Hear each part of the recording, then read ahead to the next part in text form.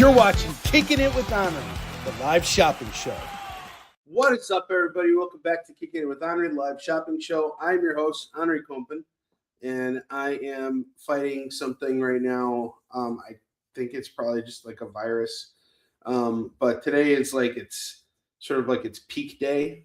So if I'm a little under the weather today, now you know why. But what's really nice kind of is this is a chance for me to kind of slow down and rest a little bit. So I know some of you guys have messaged me to make sure that I'm doing all right and that I'm taking care of myself. Rest assured I am. But I am here, and this is the beauty of being able to work from home, is if I'm working from home and all I have to do is get up here and talk with you guys for a couple hours about comics, it's not really considered work. It's actually part of the medicine. So I'm here with you guys. And when I can't do it, of course I won't. Like if I can't get up, if I'm like basically stuck in bed all day, that's a different story. But yesterday I hit up a bunch of comic shops because a whole bunch of things came out. And I read through pretty much every single book that I picked up this week. A lot of it I already filed away, but my pick of the week, honestly, was Cyclops #1. If you guys haven't had a chance to check that out yet, that was really, really damn good. Like, great art, great story, great everything was awesome. I made a post yesterday about something that Todd McFarlane had mentioned the other day. His point was actually like really good. What he was trying to say is that if a book has really good artwork, it's much easier to sell than if it has bad artwork but a good story. And it wasn't like I don't think he meant to come off as writing doesn't matter, because Todd is a writer himself. Like, he has written stories. Not all of them are coherent, but he's also written as he has drawn. So, but he's very right. A comic is only as good as the artwork on the cover and the interior. So you do need good interior artwork and good cover artwork in order to sell a book, but you need good writing in order to keep people coming back. And there were a couple books that came out this week that were supposed to be jump on points that just didn't stick the landing for me. Like Moon Knight 1 came out, great artwork, but the story was just a little too cerebral for me, and I just didn't care. It was like I don't want to follow things when it comes to Mark Spector and Moon Knight and all those personalities. It's overplayed.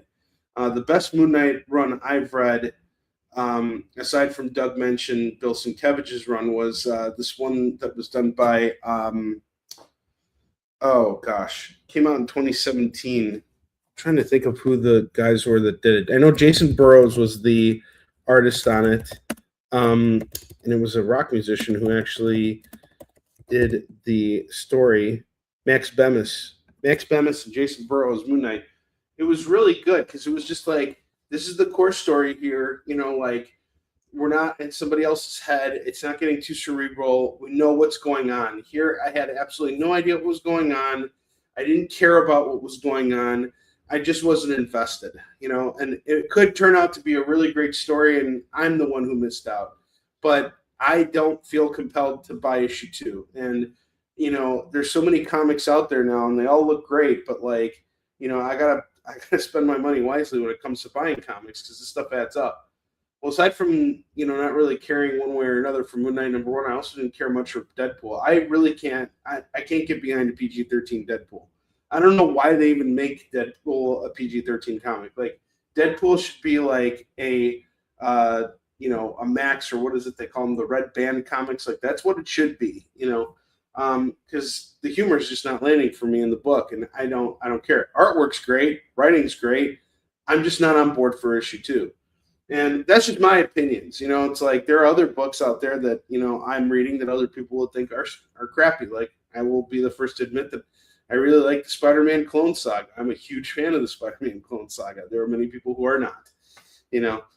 But there were some other books that came out this week that I really did enjoy. The Absolute Wonder Woman annual had really great artwork and a really great story. This one kind of pulls at the heartstrings, and if you've been reading anything from the Absolute line, you're never going to go wrong with this. This is really good. Alien versus Captain America, that was a pretty satisfactory conclusion to that 4-issue run. It's sort of like a rewrite of it's like alternate history, but it's got a cool ending, kind of hints that there might be more coming with it, which is kind of cool. I like that. It's a more ambiguous end as opposed to, this is the final issue and this is where it ends. And I'd like to see more Alien crossover with Marvel characters in the future. Like they did a whole thing with Predator. I'd like to see them do more with the aliens. And I want a fucking Alien versus Predator Marvel comic. Like, is that so much to ask? Jesus. I mean, it's like, get it out there already. That's like a no-brainer, And then this week, J. Michael Straczynski finished up with his run on Amazing Spider-Man. He came back to do a 5-issue run. I really, really loved this. It was great seeing J. Michael Straczynski return to Spider-Man. Originally, I did not care for this. I read the first issue and I was like, I felt the same way that I did about Moon Knight. I'm like, not interested. No, thank you. But I was having a conversation with Jim Salicrup, who's a good friend of mine, and he was also a longtime Spider-Man editor, and we were talking, and he had mentioned that he was reading the Spider-Man Noir series that is now being written by Eric Larson. And I thought about it, and I'm like, I'm a fan of Spider-Man, and I like J. Michael Straczynski's run on it. Maybe I should give this another shot. So I read issues 2 and 3, and I was like, this actually isn't bad. And I'm like, it's only 5 issues. I'll stick around for the whole thing, and I'm glad I did. It's not a very deep Spider-Man story, but compared to like what we're seeing in the main line right now, this is kind of like a nice break from that. So I really enjoyed Amazing Spider-Man Torn. This was really good. You guys, I think will enjoy this. The last 2 books that I got to read for the week are DC Knockout 4, which I haven't opened up yet, and Batman and Robin number 30, which is they both look really great. I love this cover, by the way. This is really solid stuff. And DC Knockout 4, this is supposed to be a really great issue that delivers. So really excited about all that. And it's been nice to actually have a moment to sit down and read comics because like I've been really busy, with getting ready for the con season and this con season is going to be crazy. So, I got like 4 conventions lined up for March. So I'm going to be traveling like crazy. So it's better for me to get sick now as opposed to when I get back on the road. What's up, Lorena? We got Katrina. We got Jay in the house. Got a lot of people here. This is great. And I might be coughing a little bit. Hey, Tori, how you doing? Tori, how's it going? Yeah, I'm infecting you guys. I am not getting you guys infected. All right. Anyway, let's get to the good stuff. So as always, you spend $25 with me, you're gonna get to spin the wheel. You spend $50 with me, and as long as you're located within the United States, I'm gonna hook you up with free shipping. And let's get going. And the reason why I stopped to tell you guys about what I'm reading and all this stuff is because first and foremost, before I am a comics creator or a comics reseller or anything, I am a fan of this business. And in order for this business to stay alive and everything, we have to continue to read comics. You actually have to read comics. I tell this to all aspiring creators that come to me and they're like, how do you do this? And I'm like, you gotta be a fan of the business first. You gotta be a fan of the things that are out there. You have to always be reading comics. And always collect, always have something in your collection that you can refer to, that'll inspire you, that'll kind of be your North Light. So is it North Star? Sorry, not North Light. Sick. Blaming it on the sickness. All right, let's get going. First book I have for today is a really cool Scotty Young Fantastic Four #1 variant cover here, which is gorgeous. I absolutely love this cover. Scotty Young is actually a local of Chicago. I didn't know this. But this is going to go for $15 today. That's what it's selling for on eBay. Fantastic Four #1 going for $15. You got a little baby Galactus and the other baby members of the Fantastic Four crying on the cover. I can just hear how annoying you could possibly be if you cranked up the volume on that.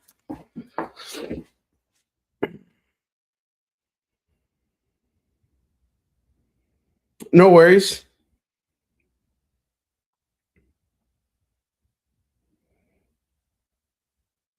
What's the Superman cover that Jay got yesterday? Was that 423? By the way, you know what's crazy? Lorena, I think you got like Superman 423 the other day, like the actual first printing of it. They re-released a foil facsimile of that yesterday, which was cool because it had a cool cover.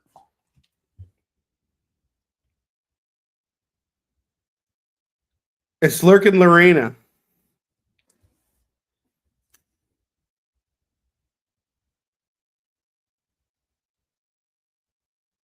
Lurkin Lorena, I love it. All right, I have Batman number 158. This is the start of Hush 2. And I'll be completely honest with you guys. I think Hush 2 was one of those books that we were waiting a long time for. In the sense that it's like once it was announced, everybody got super excited. You got Jim Lee returning to draw an actual Batman book. You got Jeff Loeb. You got the entire team coming back to tell this Hush story. Now, the question was, did we need this Hush story? And my feeling at first was no, we did not. And there have been significant delays on this series right here on getting this done. So they're working on the last chapter right now, and it starts off really kind of weak. Honestly, I was not really pleased with it, but I think the fact that they've kind of paused and said, "All right, look, we're going to do this, but let's do this right," has actually been really good for it. So the last chapter of it was actually really good. And then we're just waiting on the final chapter right now. So I don't know if it was all kind of like meant to come together a certain way or whatever, but I can't say I was particularly excited after I read the first chapter of this. But I think this book has more iconic meaning because of the fact that you got Jim Lee returning to draw Batman again. I wouldn't say it's as, like, what's the word I'm looking for? Controversial is controversial is the word I was looking for. It's not as controversial as Frank Miller returning to do the Dark Knight Strikes Again, but it kind of has a little bit of those vibes in there, and it's like, did we need Hush 2? I don't know. I'm hoping they'll stick the landing with it. But regardless, the artwork in here is great. Jim Lee definitely showed up, and the story is taking some kind of shape here. And it is supposed to conclude soon at some point, and I'm looking forward to seeing how it concludes because, again, the latter chapters of this actually got better. So I think the fact that they took a little bit more time to get it done says a lot. But anyway, I mean, I bought this as a spec book. I had feelings, and I still have feelings about this. I do think that, like, when we look back on this, like 10 to 15 years from now, this is a book that's going to have and hold value. Today, I'm going to sell it for just $10, but I could see this being a $15 to $20 book in the future. So just letting you guys know, here it is. If you don't have it in your collection or you wanted another copy, here it is for $10. Batman 158. Next up, I got Absolute Power number 1 of 4. This starts off a really interesting run here that sort of reimagines the entire DC universe. So what happens is Amanda Waller basically creates an agency that is now arresting all the superheroes, all the DC superheroes, and she's locking them up. And she's doing, and her agency includes all of the sentient, AI villains that have been created. So like there was a Brainiac that she's manipulating. And then there was Failsafe, who was a Batman villain, a really cunning Batman villain who basically took down the JLA and everybody and Superman and everything. She's basically, created a unit with these characters, and now they're basically hunting down everybody in the DC universe. So she's controlling everything. And the DC heroes are now trying to, they're on the run, and they're trying to band together to stop Amanda Waller. And it's a great 4-issue run that ends really well. I actually have a holofoil variant of the 4th issue, but I have the 1st issue. This is cover A of Absolute Power. And I'm just doing this for $3 today. It's got great artwork in there by Dan Mora. You got Mark Waid on the writing. You really can't go wrong with this. This is really, really good stuff here. Absolute Power is great. It's really good stuff. What's up, CJ? How you doing, buddy? Yeah, dude, I would love to be on your Saturday show. Yeah, I think I think it's better to read Hush 2 once it's all done. You know, I when I started rebuilding my collection, so here's my history of collecting. I used to have a lot of books, and then I got married and I moved. And in the process of moving out of my apartment, I was going through a lot. Like Max was about to be born in Kazakhstan, and just all these things were going on in my life. And as I was moving, I was getting my comics out there, and the last thing I wanted to do was lug out my comics. At that point, I was like I just printed up 10,000 copies of issues 1, 2, and 3 of Issun Shin that were all in my apartment. So I had 30,000 comics in my apartment on top of my collection, which at the time was only like a couple long boxes.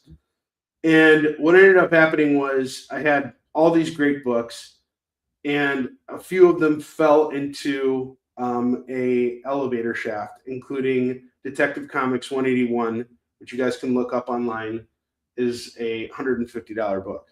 Anyway, everything else was kind of preserved, including the first Hush run that I had, because I really love those books, and I had most of those books signed by Jim Lee, actually, which was really cool. And so what ended up happening was I later on, when I first started getting into live sales, I took a lot of my personal collection and started selling that stuff first, and then used the money that I got from that to buy more stuff. So I had to sell off a lot of the books that I had in my collection, including the first Hush run. So lo and behold, later things got rolling. The business picked up, and I started rebuilding my personal collection again. And so one of the first things I went after was rebuilding my Hush collection. So I got all the Hush, and after that, Alan and I read it together. And the artwork and the writing in that story were just so on point. Like, if you guys haven't read Hush 1, it is really great. The first Hush storyline is like superb comic work, and all in every way. It all comes together so well. Especially with the artwork. There's like this one really dramatic battle between Catwoman and Harley Quinn in one of the issues that's just fantastic. It was really good stuff. This was like the stuff that really made you want to pick up Batman every month, And so when Hush 2 got announced, I was personally really excited because I just finished reading Hush 1 with Alan, and I was really looking forward to it. And I was a little disappointed. Honestly, I've been disappointed by two announcements that were made at the end of 2024. Was Ultimate Wolverine, which I really don't care about at all, and I've been reading every single freaking issue of that. I wish I would have dropped it off after issue 1, but I'm just too big of a Wolverine fan. And it's supposed to conclude soon, and I pretty much have every freaking issue of this already. But this is one of those books that it's like, once it's over, I'm going to be so happy it's done. And Hush 2, I was like really disappointed. But what was a really great announcement that year was Daredevil: A Cold Day in Hell. That was freaking amazing. If you guys didn't read that, that was by Charles Soule and Steve McNiven. That was, oh man, that was like such good comics work. Like, that was awesome. That was like the highlight of 2025. It's very much like Batman: The Dark Knight Returns. It's got a lot of those vibes for it, but it's still very much its own thing. And it's Daredevil, older, and they did a lot of good stuff with it. So I really enjoyed it. Final Faction. I have not heard of Final Faction. What is Final Faction? Yeah, I used to have those Savage She-Hulk books. Yeah, I picked up a bunch of that stuff. That was right before the TV show came out, too. All right, next up, I have Absolute Batman number 15, which went into a second printing this week. They released a bunch of foils and an official second printing for this because this sold out. And the reason why this is such a hot book right now is because it's the first appearance of Absolute Joker, but technically it's not. We see a cameo appearance of Absolute Joker in the very first issue of Absolute Batman, but you only kind of see the human form. He's actually a monster in this world. And it's almost like he's kind of like Bane. But this issue was sort of like not what you would expect it to be. Because they actually gave Absolute Joker an origin. And I have to say, I was really hoping for them to continue this plot line and for it to go further, but they kind of just stopped there. And they're like, okay, we're going to have a Batman Wonder Woman crossover, which ended up actually being pretty good. But like, why would you introduce Absolute Joker and then just kind of like veer off to something else that I personally don't give two flying shits about? I don't care about Batman and Wonder Woman teaming up. I care about Absolute Joker now. You've plugged me in here because this is a very creepy issue. This is an issue that's like, holy shit, where are they going to go? Where's this going next? And I'm even more disappointed because in the following issue, they're going to be releasing introducing Absolute Poison Ivy. And it's like, guys, where's the focus here? Like, are we focusing on Joker right now, or are we focusing on these other villains? Or are we doing both? That's the question. So the one thing I've known to do over the years is never question Scott Snyder and his infinite wisdom as a writer. He's always stuck the landing with pretty much everything he's done. And I read through his entire Batman run from the New 52. I collected every single last issue of it, and I've read it all, and it was all perfect. It was great. That was also like the only thing I could say to top what Jim Lee and Jeff Loeb did on Batman Hush would be Scott Snyder's New 52 Batman run. And the only thing to top that would be Absolute Batman. So this is the hottest book right now. And you got the first appearance of Absolute Joker here. This is a first printing, and it's going to go for $15 today, which is a stupid low price. I'm telling you right now, in a year, this book's going to be worth about $50. I promise you. And in time, it's going to just keep going up in value because we've never seen a Joker like this before. And why is Absolute Batman valued so high right now? Because there's so much that it's doing that's different from the standard Batman, not the standard, but the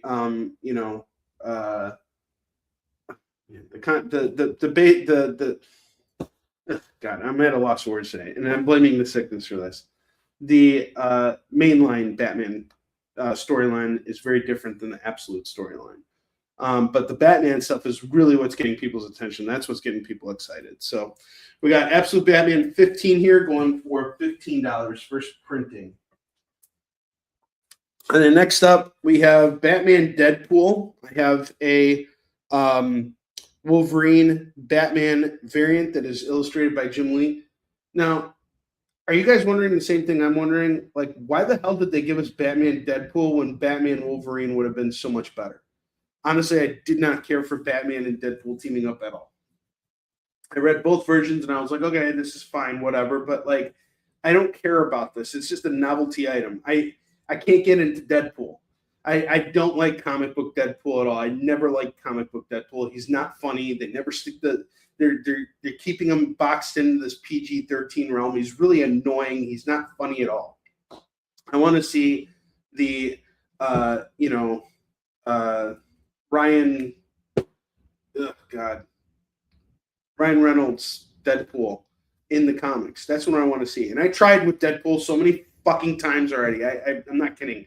Every time they relaunch Deadpool, I try and at least give it a shot. But like, I can't get on board with it. And then if they put a red band on it, it's not going to be funny. It's going to be overly, violent.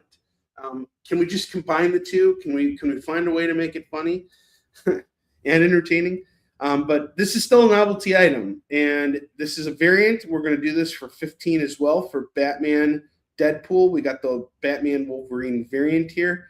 I mean, why didn't we get this? This is what I really want. This is what we all really wanted. Let's be honest here. Who wouldn't prefer to see Batman and Wolverine team up? That would have been a really great storyline. We would have taken that seriously. We would have been on board with that. See, Superman and Spider-Man, that team up makes sense to me. Batman Deadpool, come on. That's just like, let's just take our two most popular characters and throw them in. It's like, no. Deadpool and Plastic Man, I could have seen that. That would have been fine because you would bring in that crowd. But like, this just didn't make any sense. Even Deadpool and Joker, that I could see. That could work better. But like Batman and Deadpool, yeah, you got a shot here. Do Batman and Wolverine. It's right there, right on the cover.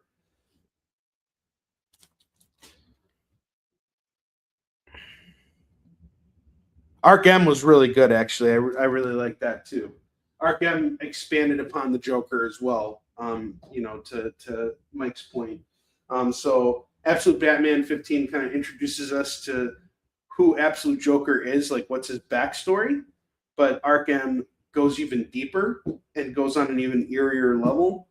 But I want to see a culmination of this come together. Like I want to see this culmination of it coming together means it is coming together. So I was redundant there. Sorry, but I want to see these two face off. That's what I want.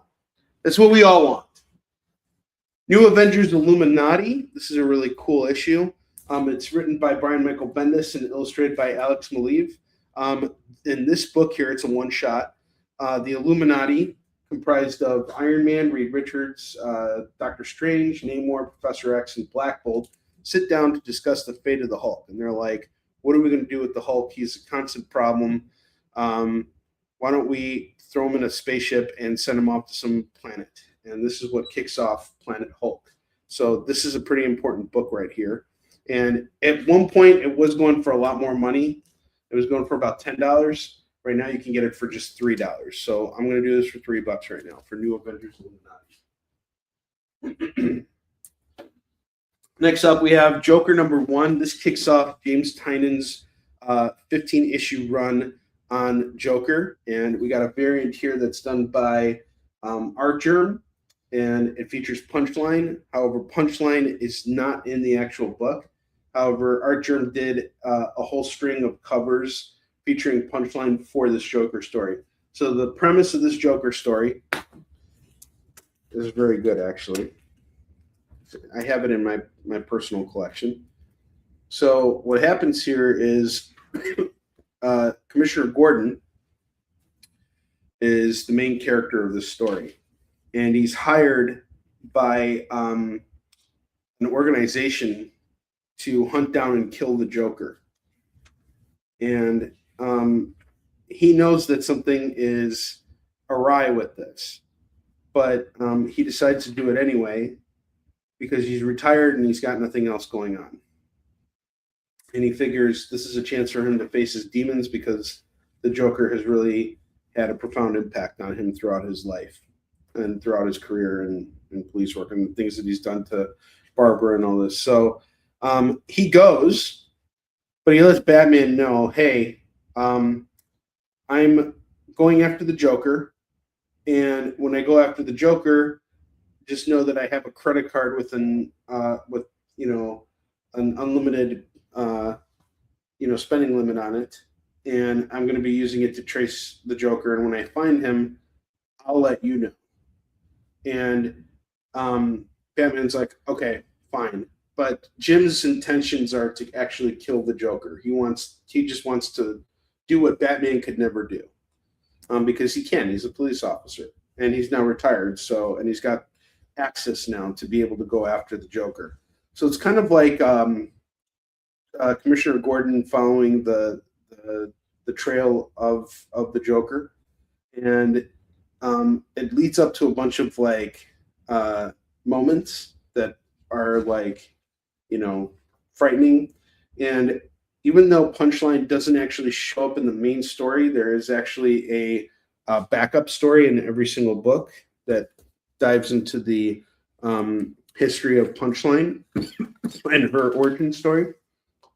It's sort of like they dedicate 5 pages of every issue to it.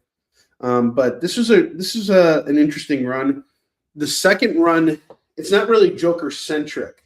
Joker is more like you don't see him often. Is my point? Is it's more about the psychological buildup that Commissioner Gordon has to facing the Joker, and you find out more stuff about what's going on, and it'll keep you going. It was actually a really good run. I enjoyed this Joker story a lot. I'm going to do this Archer variant here for just $3 today. So it's $3 on this.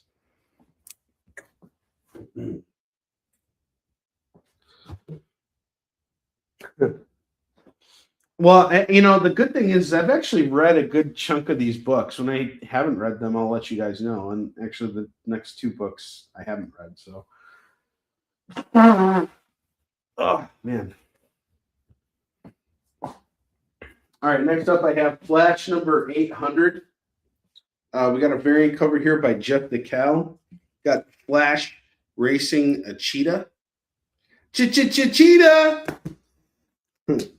I didn't read this, but it features a bunch of stories. Usually, what they do now when they reach milestone issues is they have like a bunch of stories by different short stories by creators who have worked on these characters before, and then they have a little something to advance the main story or whatever mainline story is going to be continuing from here. I'm going to do Flash 800 for just $3 right now for this Jeff DeCal decal variant.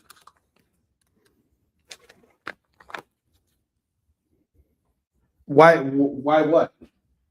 Oh, did I blow my nose on the air? I have Dark Knight's Metal number 1. I didn't read this either. This looks really interesting, though. I wish I would have gotten into this when it came out. This is probably like the only Scott Snyder stuff I haven't read, but a lot of people really, really love Dark Knight's Metal.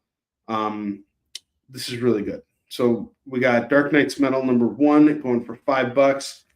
I should probably put this off to the side, but I would rather give you guys a shot at this. This is going to go for $5. Oh, the cheetah thing? It's stuck in my head. Next book I have read, Wolverine number 50. We got a really cool die cut cover here. I have a bunch of these, and this is really awesome. Larry Hama on the story, Mark Silvestri on the art. Really good stuff here. If you're a fan of Wolverine, you need this book in your collection. I have it in mine. You should have it in yours. This is going to go for $3. And I have like a bazillion of these. Where's the point? That was like a $10 book. I'm just doing it for $3 right now because I've got so many of them. It'll go up in value again. I promise you that, especially as the Doomsday movie comes out. Next up, we got Spider-Man 2099, number 1. We got a signature by Peter David on the cover. No COA. Sorry about that. I was pricing it at $20. I'll knock it down to $15 right now if we can find a home for it. So it's Spider-Man 2099, number 1, signed by the late, great Peter David, who was the writer on the series and also the co-creator of the character. 15 on this.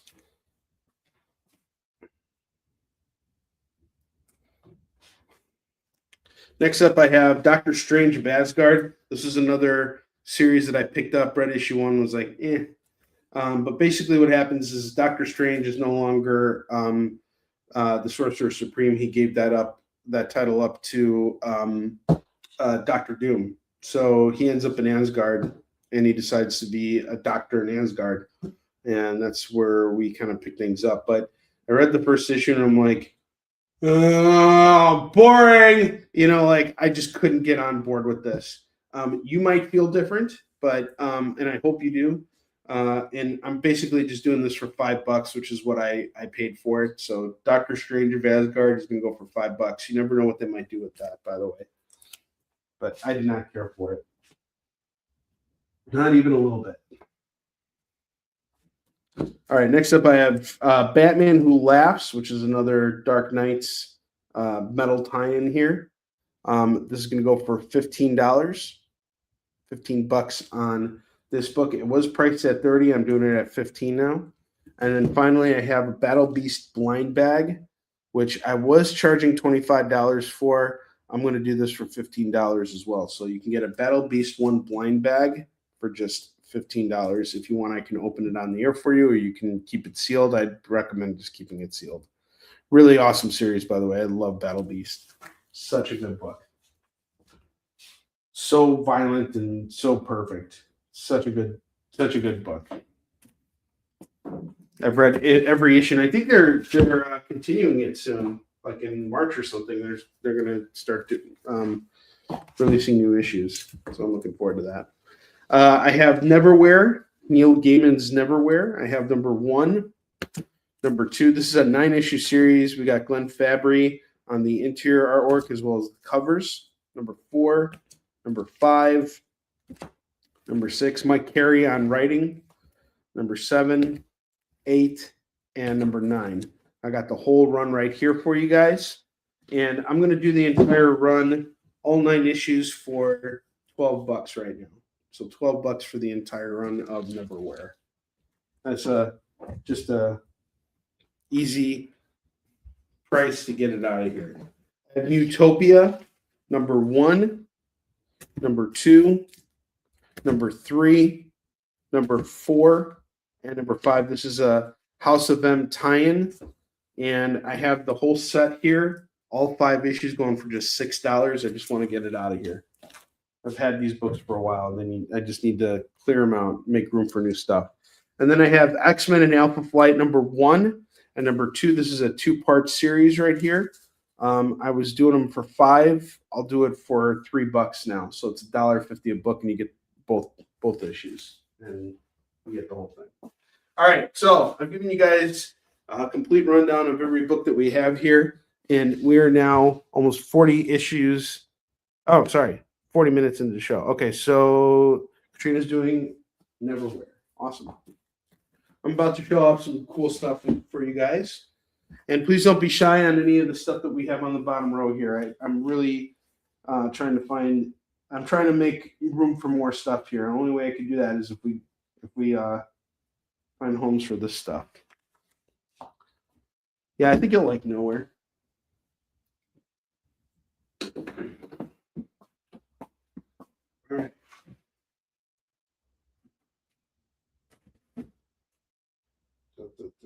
Let's see.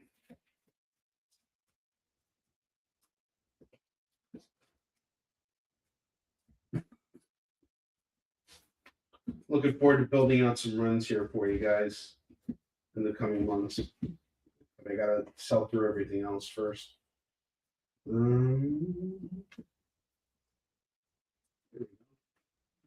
I have these Amazing Spider-Man annuals. We have the Hero Killers, Part 1, Part 2, Part 3, and Part 4. So it's a 4-issue run. Spider-Man teaming up with the New Warriors.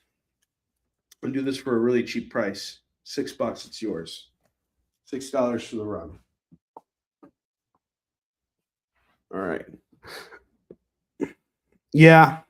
The thing that's the only unfortunate thing about the Spider-Man 2099 is that I didn't get a COA for it. I had Peter David sign this for me at Wizard World Chicago 2021, and that was the last year that they had the show. But he was very kind about signing not 1 but 2 copies for me, so I actually have a second copy of this. But for $15, it's yours. First issue of Spider-Man 2099. Series that went on for, I think, about 60 or 70 issues, something like that. It was a pretty long run. He wrote every single book. Okay, so I have a bunch of new stuff for you guys today. I did some restocking because we had a really good show on Tuesday. So hopefully we can pick up the pace here and catch up. I have some really cool books, like oversized books from Distillery and AWA. From Distillery. All right. So I'm going to start off with my Distillery books. I have Blasphemous, number 1, going for just $2 right now. This is an oversized book here from Distillery, going for just $2. These are beautiful books. They have a Distillery red label, and this book here, I don't know this is The Missionary. Huh. Yeah, that cover is awesome. So this is a sealed polybag book. We'll do this for $2 as well. If I was smart and patient and had the time to do it, I would probably list a lot of this stuff on eBay. I'd rather just get it out of here. Somna, a bedtime story by Becky Cloonan and Tula Lote. Issue 3, going for $2. And my final distillery book here, actually, it's not distillery, it's AWA and Vertigo. It's called Kill or Be Killed. This looks really cool. And it's going to go for just $2.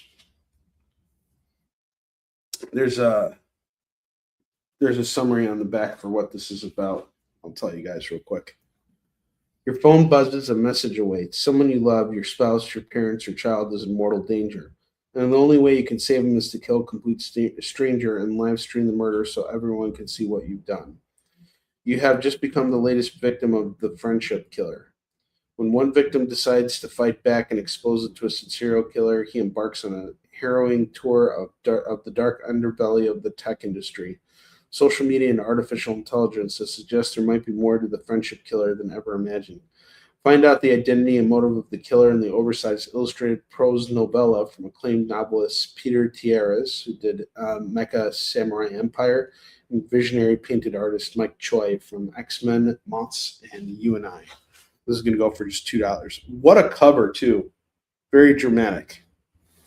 It does sound really interesting. If I had the energy to, I would yell at you guys for not buying it right now.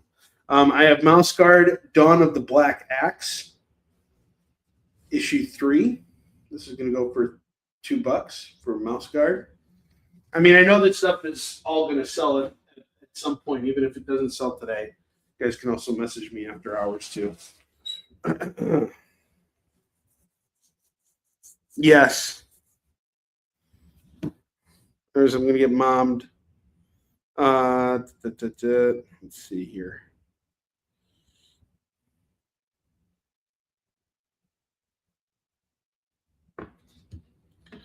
Amazing Spider-Man 257 is going to go for $2. This is all new stuff here. Spectacular Spider-Man 222 is $2. Savage Dragon number 3 is $2.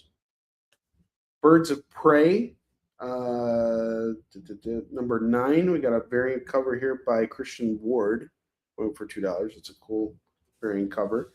I have Silverhawks number 6 and number 7 from Dynamite. These are going to go for $4.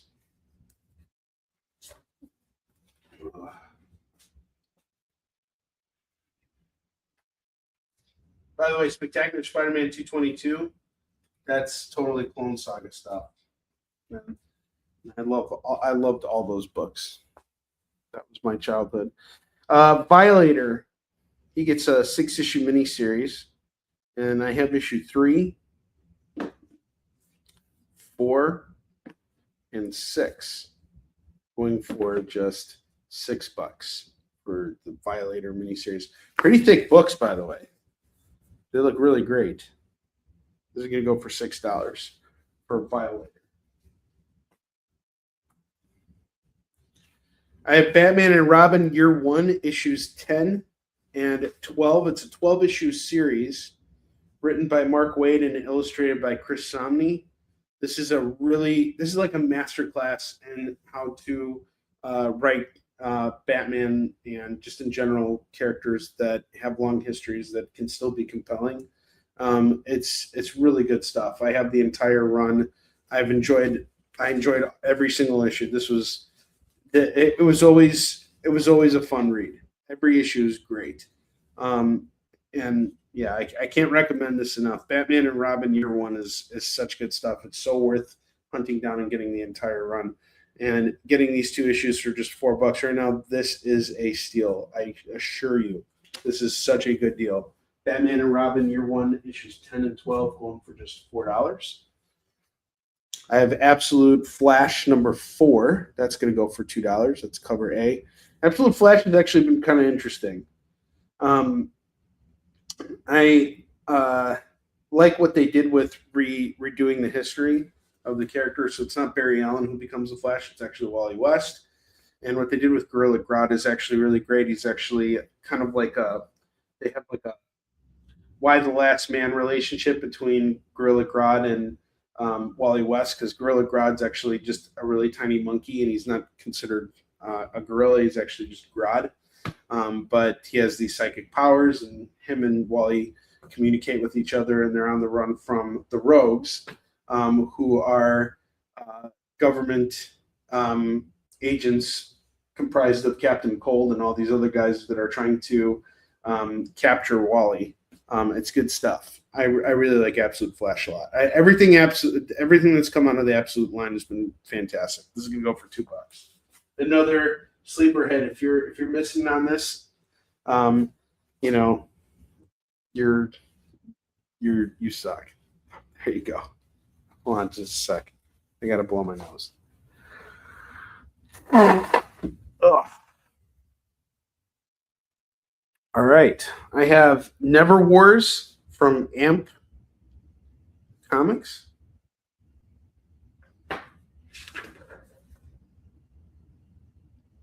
And this is from David Byrne's company. Never Wars #2. This is gonna go for just $2. Really, I just like the cover. The cover's really badass. This is gonna go for $2.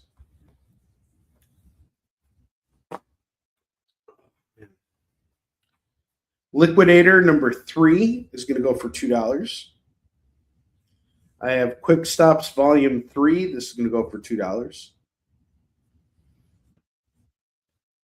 I have Green Arrow #16. We got a variant cover here by Matt Taylor. This is the start of the All In. It's going to go for $2.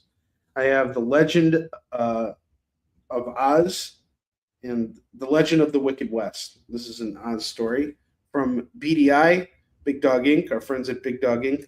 I love when I find books in the dollar bin that were put out by people I know in the comic book industry, or even when I find my own work in the dollar bin. Everybody always says, every comic creator says, I don't want to find my stuff in the dollar bin. Yes, you do want to find your stuff in the dollar bin, because that means it's recirculating. And if you're lucky enough to be the one to find those books, you can take them, you can buy them back and resell them.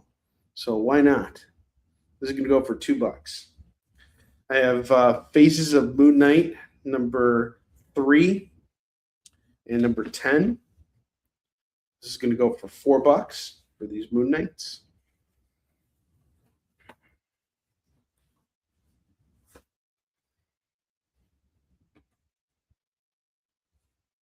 Got really good stuff here, guys. All new stuff. Come on by. Claim it now. Happy birthday, Philip Ragusa. How you doing, man? Good to see you. A little under the weather today. But I'm here. I have The Tick, Heroes of the City #3, #4, and #5. That's going to go for $6. I have Tick, Big Blue Destiny #2. And I have Tick and Arthur #2, 4, 5, going for $6. And then I have the Tick, the Big Halloween Special. That's 2. So we got lots of Tick books here for you Tick fans.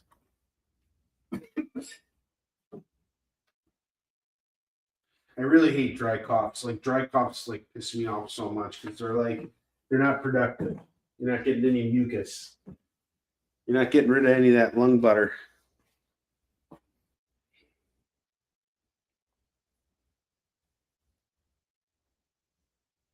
Yeah, exactly. Katrina's highly endorsing the Big Dog Inc. book we have here. And I'll tell you what, if anybody picks up that one issue, I will throw in another single issue, Shahrazad #4, for free. So you get 2 comics for the price of 1. Get you on the BDI bandwagon. Ugh. I'm just dripping like liquid. It's not even like snot. It's just liquid. It's like water. Hate it. Feels like allergies, but it's not. It's the worst. I have Evil Ernie, the movie monsters from Chaos Comics #1. I have Evil Ernie Straight to Hell #4 and #5. That's going to go for $4 for these 2.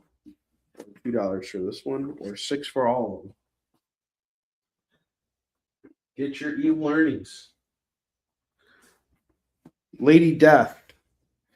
I have Lady Death Between Heaven and Hell 2 and Lady Death Between Heaven and Hell number 4. That's going to go for $4 for these two. And then I have Elvira and Horrorland number 5. That's going to go for $2. And I have Doom's Division number 2 and number 3. I have a number 1 somewhere. I can pull that aside for you guys if you're interested. But that's going to go for $4.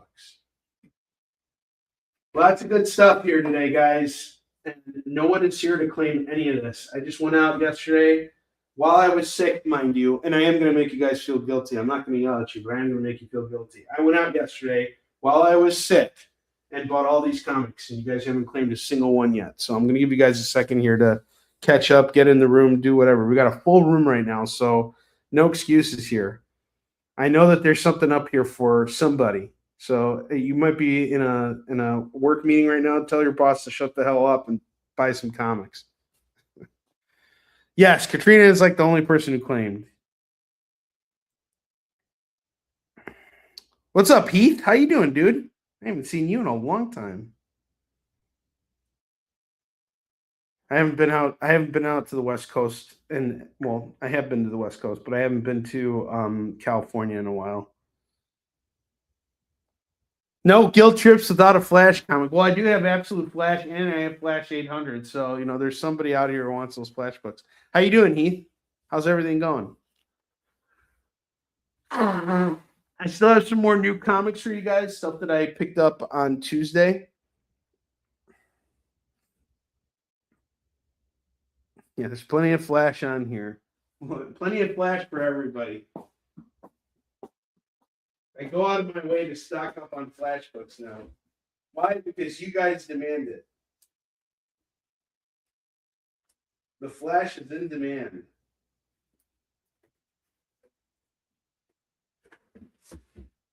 All right.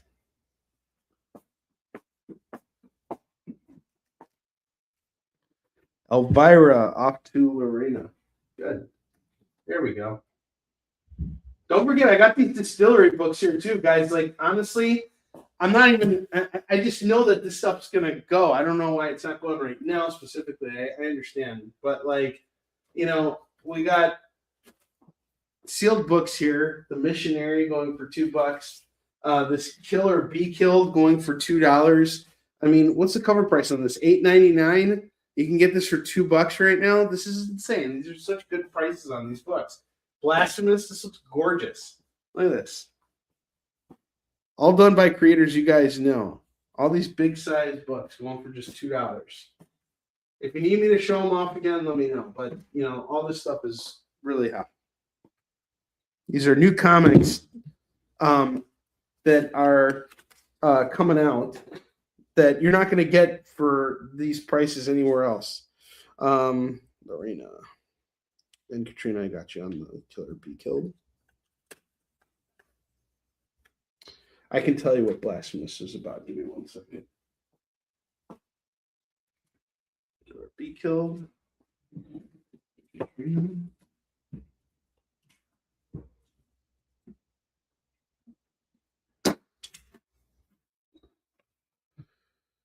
right. Blasphemous. No, I don't know what Blasphemous is about because when I turn it over, I just see this. But it is an issue 1. And the artwork inside is actually really gorgeous. I don't know why there isn't a summary on the back. That would help a lot. Thanks a lot, Distillery. Idiots. What a bunch of morons. Who doesn't do that? Why would you put a summary on the back of your freaking book? Idiot. And since, all right, so we're taking a chance on Blasphemous. Blasphemous.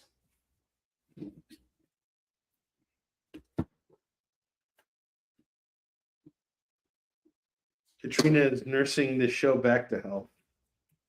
That's what you're doing right now. You're mothering this show. You're the mother hen of this show. And because Hoxie demanded it, and because we haven't seen him in a while, I'm going to bust out some more flash books for him because I know that he's a huge, huge Flash fan. I have Flash 785 by with a variant cover by George Combadius. 785 is $2. 788, he also did a variant for that. And then we have the 2022 annual Love and On the Run going for $2. All these for $6. Oh, I'm not done yet, Keith. This isn't over until the robust woman sings. Okay.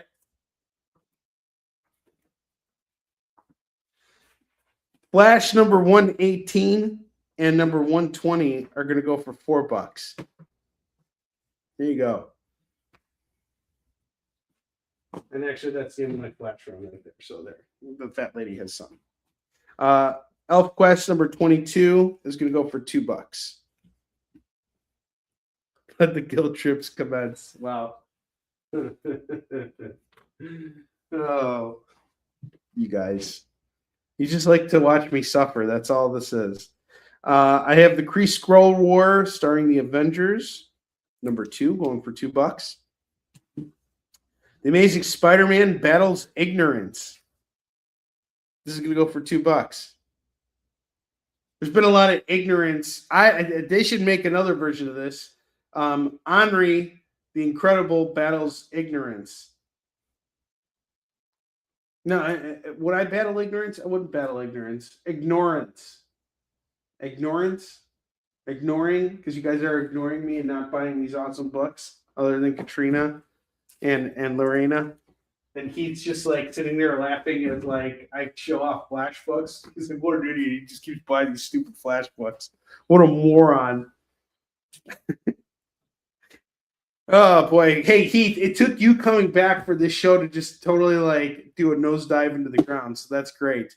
If you give me a couple minutes, I can go to my garage and I can go dig up the shovel that I have stored over there, and I can come in and just spend the next like hour just digging a hole deeper and deeper. We'll use Flash Comics as our cushion. How's that sound when we jump right into that hole? No one can defeat ignorance to losing battle. This is true.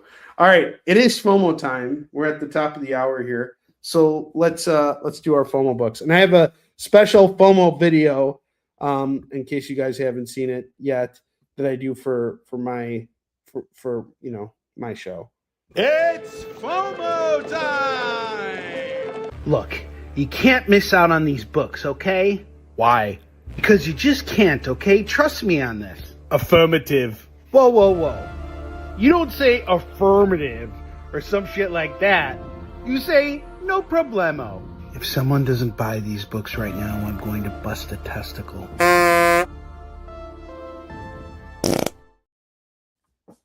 Could the Terminator fart? That's a question. If he gets enough gas through his like intestines and stuff, I mean, like pretty much everything works, right? How would his fart smell? Like, how would it smell? No? I think he could fart. Why not? It takes a Terminator turd. It's like a pipe bomb.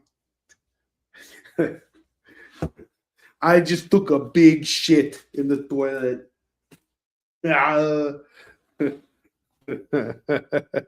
Like burnt oil. Oh man. Yeah, he can. He can eat. He just chooses not to. He's got fucking teeth. He can eat. He could go to like, what is it, Golden Nugget or whatever, and no, is it the Golden Nugget? What's that one place that everybody goes to? The buffet. Old Country Buffet. Go to Old Country Buffet, get himself some taters and all that shit. He can eat all that stuff. He just chooses not to. He poops grease. He shards in his underwear and there's like grease everywhere. I think this is the most interesting part of the show. He's like, I'll be back. He goes into the men's room and is like, just destroys the fucking toilet. Like, just obliterates it.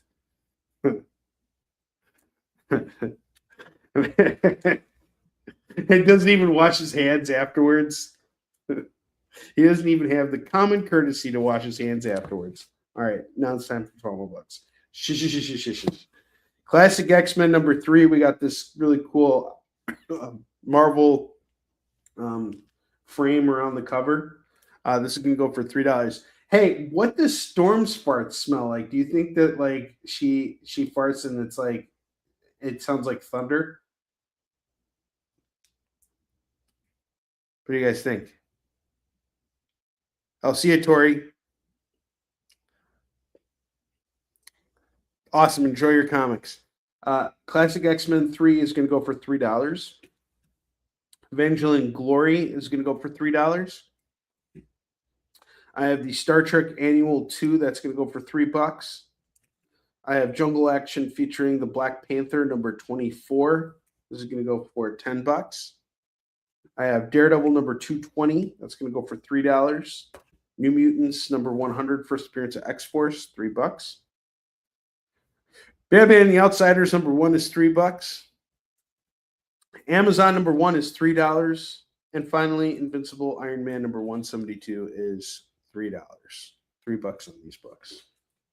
And most of them for the Black Panther.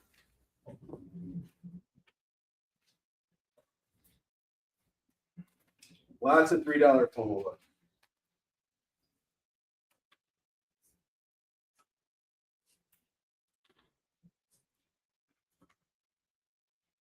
Oh, sorry, there's one more FOMO book. Amazing Spider-Man number 379. Part of Maximum Carnage. This is going to go for $3. Part 7 of Maximum Carnage. I'm actually shocked at how cheap you can get the first appearance of Carnage right now. You could buy, I saw someone selling like a VF first appearance of Carnage for like $60 on Facebook earlier. It's like a really good price on that. That is a phenomenal price on that. Give you guys a second here.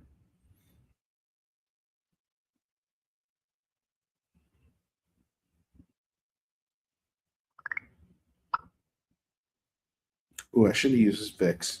You know what happened one time, Katrina? I used Vicks Vapor Rub, and it left like a stain on my shirt that took forever to wash out.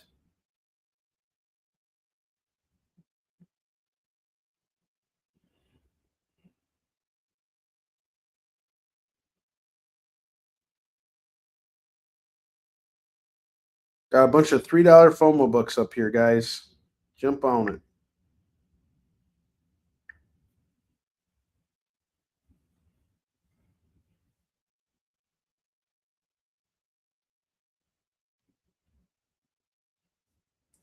All right.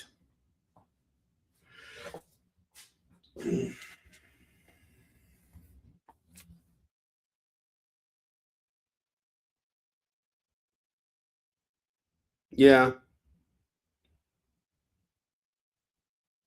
Oh, that's what it is. Everybody's watching the freaking Winter Olympics right now, curling of all things. Oh, jeez. Well, hey, welcome, Brandon. Good to see you. I have Doctor Strange Sorcerer Supreme number 60 going for $2. Marvel Team Up starring Spider-Man and Hercules number 2. That's going to go for $2. Wolverine number 28 and number 72. That's going to go for $4. Marvel Tales starring Spider-Man 105 is $2. Yes, Missionary is still available. Did you want me to throw that on for you?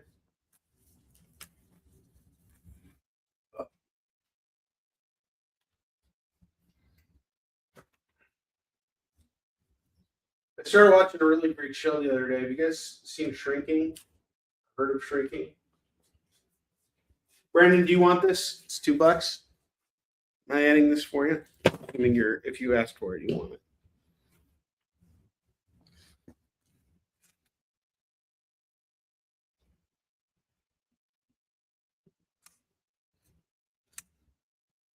Okay, awesome.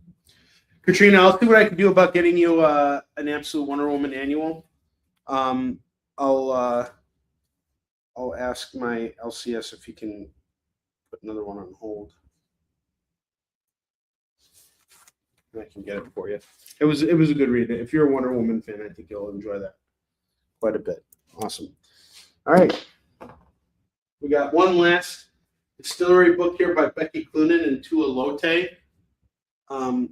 Samna, going for $2. And then don't forget, we got Mouse Guard, Dawn of the Black Axe. I love Mouse Guard. Mouse Guard's awesome. Such good stuff. And don't forget, we have all these other really cool comics here. We got some Tick, we got some Quick Stops, we got other really awesome books here. Untold Tales of Spider-Man, Strange Encounter by Kurt Busiek and Roger Stern. This is going to go for $2. Samna, off to Lorena.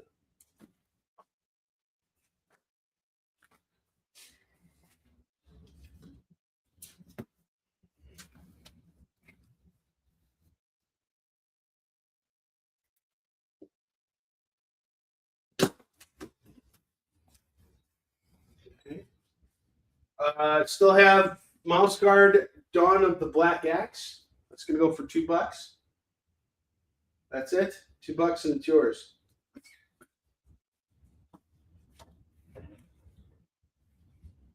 Squadron Supreme, which is a 12-issue miniseries. I have issue 1, 2, 3, and 4. It's a 12-issue series, but we have the first 4 here. That's a third of your run, ready to go for just $8 for Squadron Supreme. Metalman, number 2 and number 3. That's going to go for $4 for these two. Indiana Jones, Thunder in the Orient, number 5 of 6 is $2. Amazing Spider-Man 340 and 427 are going to go for $4.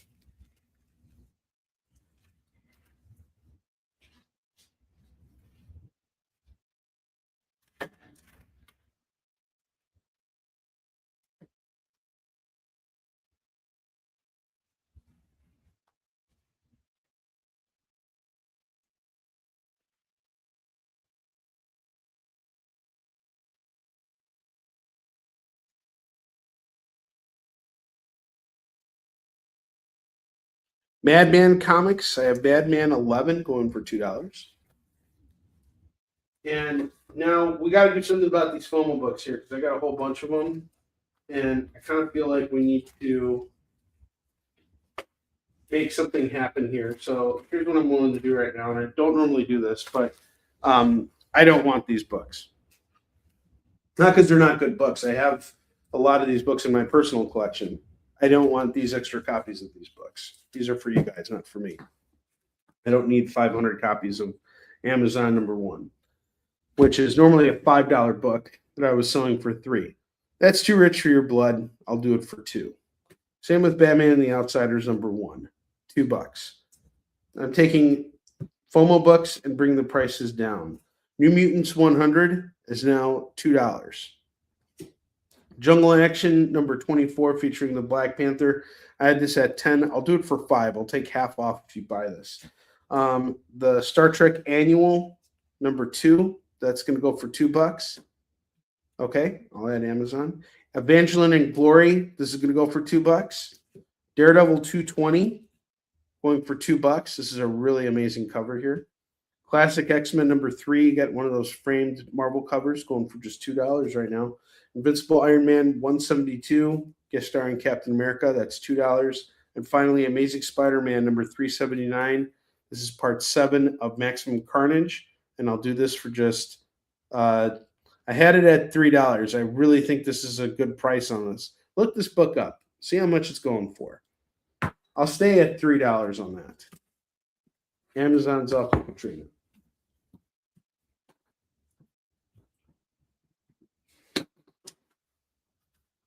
X-Men's off to Lorena. Good. Get them out of here. Out with it. $2 FOMO books. The Iron Man looks really badass. I really like this cover.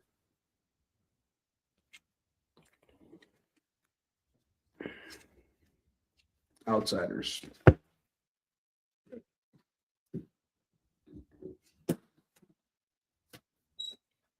Need to get some action going here. The Jungle Action 24 at $5. This is a steal. Iron Man. Great. Excellent.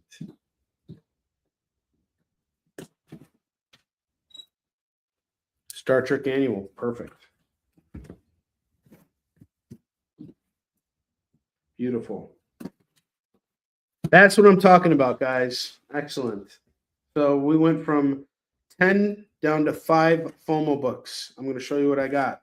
New Mutants 100. This is the first appearance of X-Force, going for just $2 right now. You can't go wrong with this. Evangeline Glory, you got a acetate cover here going for $2. Femme Fatales teaming up. Evangeline and Glory. Daredevil 220. This is such a badass cover going for just $2.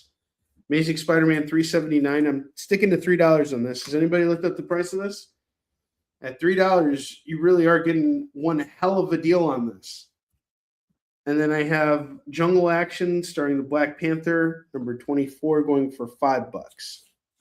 Why do I do these shows? I do these shows to showcase awesome comics, to keep you guys engaged in this industry. If we met at a comic convention, you picked up Isum-Shin or Warline or whatever, this is where we continue our relationship. And even if that's not the case and you're just here because you got nothing better to do, then welcome to the show. So I'm here to give you guys good deals on comics. And we got a nice full room right now. 5 FOMO books left. Can we get rid of these books? I believe we can. We got some really good stuff here. All right. Spider-Man and Jungle Action off to Roberto. Awesome.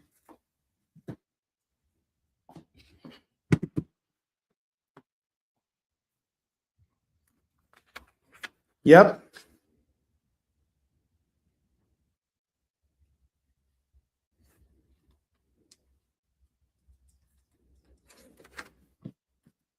Beautiful. We got 3 FOMO books left. Daredevil 220 at 2. Evangeline Glory at 2. New Mutants 100 at 2. That's $6 to get the last 3 FOMO books. That's it. $3. You can math. You're great at math.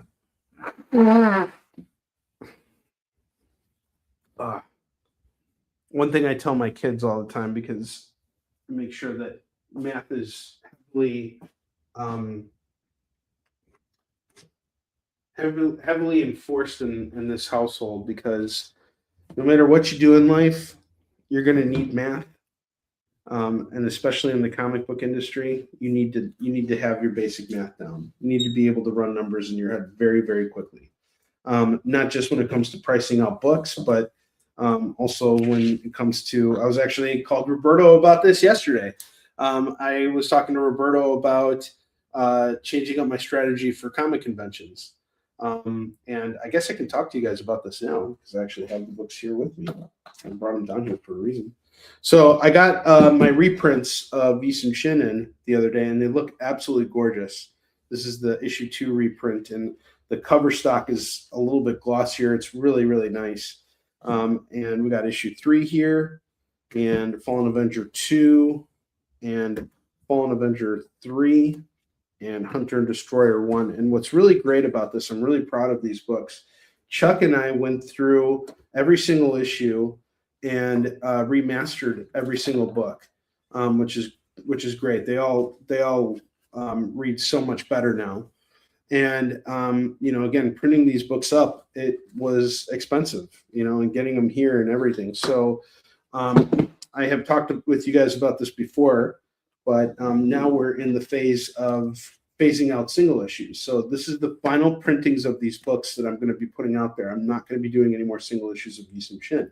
This is it. Once we release issue 12, that's it. I'm out of the single issue game. The only reason why I'll go back to print on single issues is to sell through the other books. And the reason why I'm doing that is because single issues are really hard to keep in stock. Like if you sell through a bunch of issue 1s, then you're stuck with issues 2, 3, and 4. So I want to single out everything. I want to phase it out completely and just start selling trades. So these are becoming more novelty items.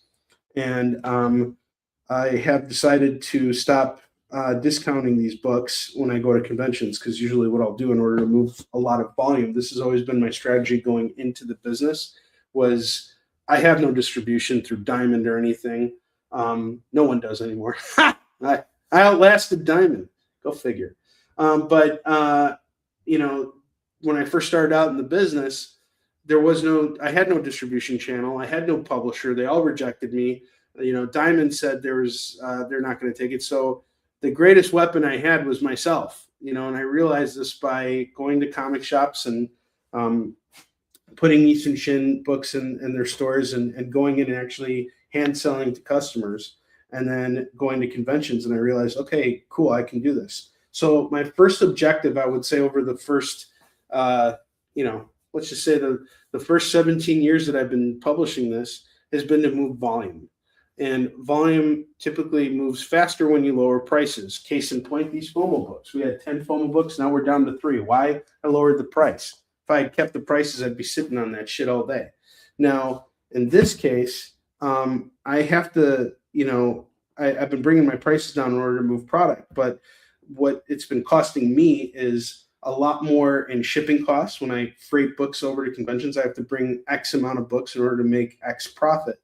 And that's expensive. That's added shipping costs, lower profit. And I have to sell more books to more customers at a discounted price. So I decided that I'm going to start selling Easton Shin books at cover price from now on, which you're still getting a deal on it. And that's going to be my strategy going into the year going forward. So because again, this is it. I'm not reprinting these anymore. This is done. And I worked really hard on these, and the whole team worked really hard on it. And it's time to send these single issues off with a bang. So from now on, I'm going to be doing conventions. When I do conventions, I'm going to be bringing fewer books, not by much, probably about 20% less, but I'm going to be charging cover price for it. Because another thing too, the price of my books has always bottomed out at $3. I decided that when DC said that they were going to draw the line at $2.99. Are they still drawing the line at $2.99? No, they're drawing the line at $4.99 now. So see, even they raise their prices. And why? Because print costs go up and cost of living goes up, inflation and all this stuff. But we have beaten inflation with Easton Shin for a long time, or at least stagnated inflation. I don't even want to know. We just kept it at bay.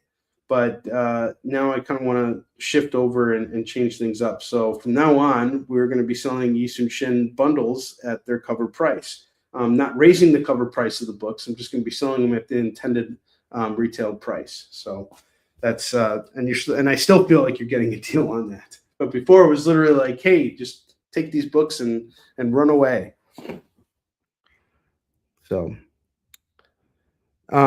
But yes, math is a really important part of figuring out this strategy. It's like if I didn't look at the math of what this is costing me after doing my taxes, the amount of money I spent on shipping, you ship less stuff, you pay less to ship, right? When you're printing these books, you got to kind of budget out what your cost per unit is going to be, and all these other things. So what's the right math for what you need, So I'm really confident. I'm really proud of how these books turned out. I think they look really great. I'm waiting to have Hunter and Destroyer 3 done before I actually go back and look through them again. But we slaved over those books in December in order to get them out there. So I'm really happy. And we got the full shipment came in on Tuesday. It was 2,000 pounds of books that I've now organized and put away in my garage, which is great. So it's all in place.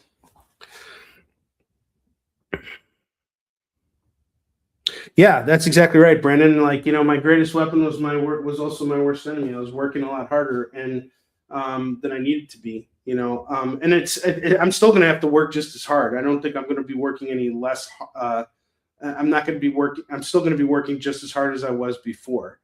But, also it's just a matter of, perceived value, and I kept these books at a decent price point and I will always keep it there because I want people to be able to have access to Yi Sun Shin.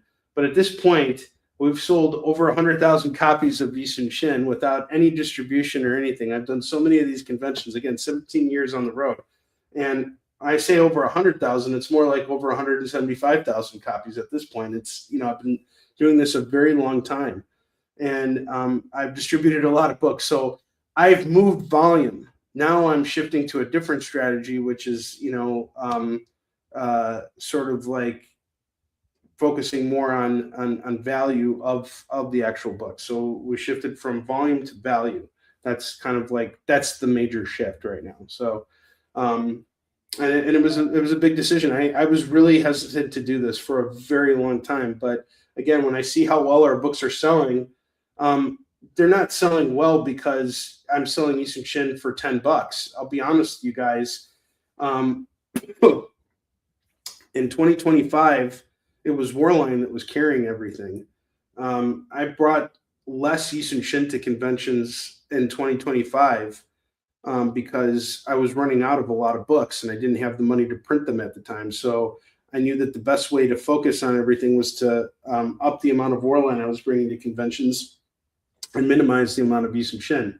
Well, as we came to the end of 2025, I decided, okay, we're going to print up more Yi Sun Shin to phase out the single issues so that eventually we can go back and do these like soft cover trades.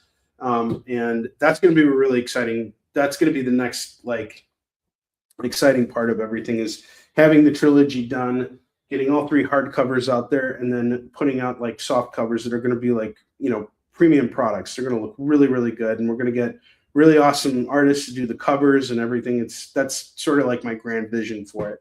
But right now we got to still work through these single issues. So, I'm just kind of trying to find that middle ground right there where, I don't have to up the price on the books, but I can also kind of make things work for me, Yeah, I also feel like Mark needs more shine too, but it's hard, when you're one person doing everything. Like I don't have a marketing team. I don't have anything other than myself to push these books, and I'm pushing them at conventions. And here's the thing. Yeah, it would be great if I had more press for Marks and more reviews for Marks. That would be really great. But, I think everything will come in time. And the thing I've learned being in this business, as long as I've been in it, it's not a race, it's a marathon. And really, the longer you last in this field, the further along you're going to get ultimately. So I've just been focused on, going at my pace, staying in my lane, making sure I can survive and continue doing this. A lot of people get into the comics business because they want to move into film. They have like a secret, strategy for building IP and then making a leap over to film. Unfortunately, that's not how this works. If you're going to be in comics, you have to be in comics because you want to be in that business. If you want to get into film, go into film. Don't waste your time in comics. That's a waste of your time. If you're in this business, be in this business because you have a long-term strategy. I'll tell you right now, if a Hollywood executive came to my house and knocked on my door today and said, we want to make a Yi Sun Shin movie, that would not stop me from publishing Yi Sun Shin comics. I'd be like, great. And I would, I'd double down and probably whatever money I'd make from a Yi Sun Shin movie, I'd invest into making more comics, into building more IPs. Not because the fact that I want to, I want to get out of comics. It's because I want to stay in comics. I'm here because this is where I want to be, and this is the place where I know how to survive.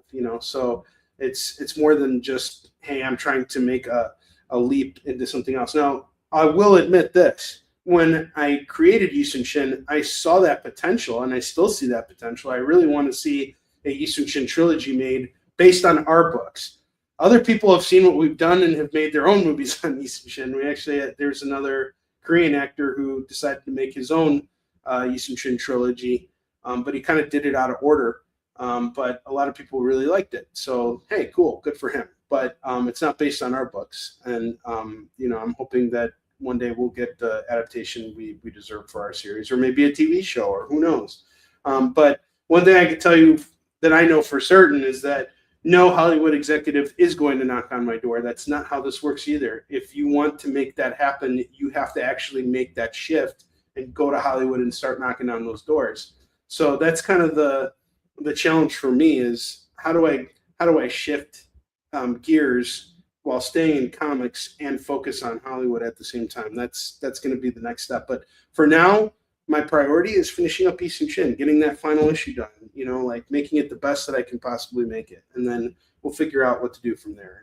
And getting that final book out there, getting that final trade out there. I'm telling you guys, the third hardcover, even though it's been, a long time coming, I promise you guys it's going to be packed with so much wonderful stuff in there.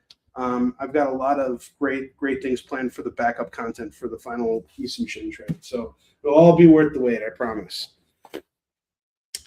I love you too, Lorraine. I love you too. You guys are all great. So you can see the comments in front of me. I do. I need Jay here. What's up? Dan Price? How you doing? I just went on my rant and I missed everything. Yeah. Well, here's the thing that, I had a lot of great conversations with, actually, I had a really great lunch last week with a Taekwondo instructor that used to train me when I was younger. He's actually a black belt in judo, a really tiny Korean guy who could totally destroy anybody. He's just pure muscle, and he's 5'6" or something like that. But really nice guy, and he's in the exporting business. And we were talking, and I asked him, I go, "How long have you been doing this?" He said, "Oh, I've been doing this for forever." And I'm like, "How many people you got working for you?" And he looks at me and he laughs. I'm like, he goes, "Why would I have someone working for me? If you have someone working for you, the reality is you're working for them. Every comic book shop that has staff, you're paying for your staff, right? So you're working for them. They're not working for you. They're working for you in the sense that they do what you tell them to do, and you hope that they'll do those things to the best of their ability.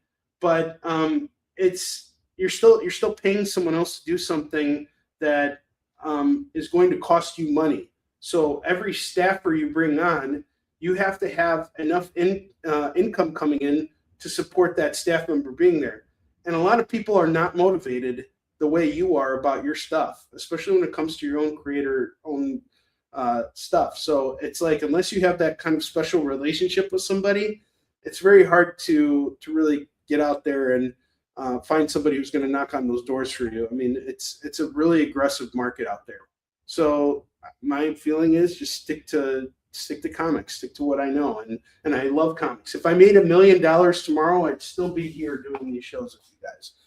Nothing would change.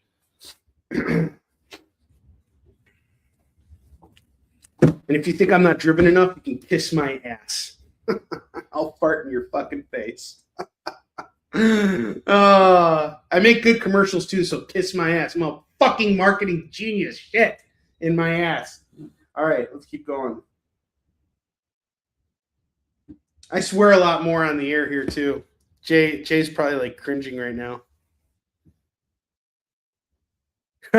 Rabbi page numbers. All right, I got Venom Sign of the Boss #1. That's gonna go for $2. I got Spider-Man #32 going for $2. Ghost Rider 37 is $2. And I have G.I. Joe, Marvel G.I. Joe books. I have issues 67, 71, 121, and 122 going for just $8. Well, on my channel, I can afford to be uncut. The experience is a different platform, so I typically tend to be a lot more reserved on there just out of respect for, how the channel is run. And especially Jen and Kyle, I always want to be respectful of how they do business because they're very considerate of everybody. But here, I know that I'm attracting my audience. And if you can't handle me swearing, then you're not going to be able to handle anything else that I put out there. Exactly. I can't cancel. I can't be canceled. I mean, unless I started saying like racist things. I mean, I could definitely get Ron Space Night number 40 is going to go for $2.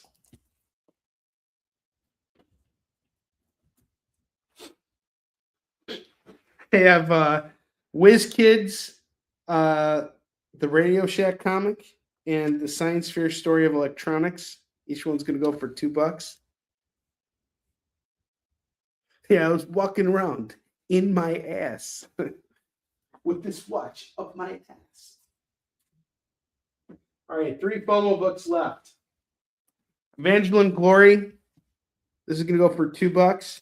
Daredevil 220 is $2, and New Mutants 100 is $2. You'll take what those? You'll take those what? Did I watch my show the other night? No, I didn't watch my show the other night.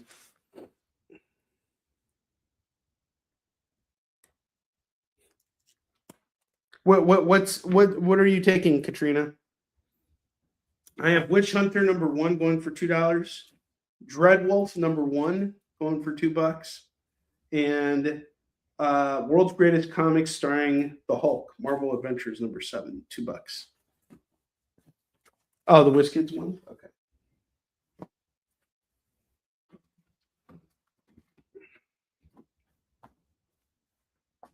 WizKids are off. And I'm really excited. Also, we're making a lot of headway on Fallen Avenger 4. Or sorry, Hunter Destroyer 4. Final issue of Beast and Shin. And I cannot wait. I can't show you guys yet because you haven't read Hunter Destroyer 3 yet.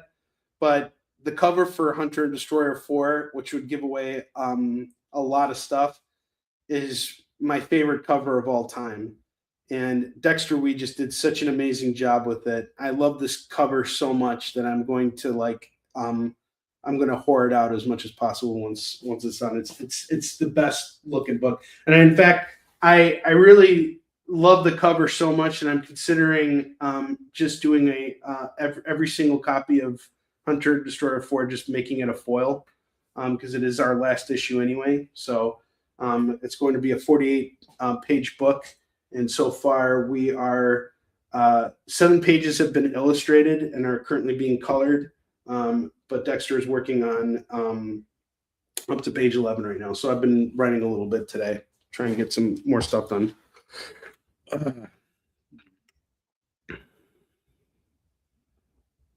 You did. No worries. You know, it's all good, Joe. I love everybody just coming in here and hanging out. This is all good. You guys are making the time go by so fast. Whoa. Off to Katrina. Or off to Lorena, sorry.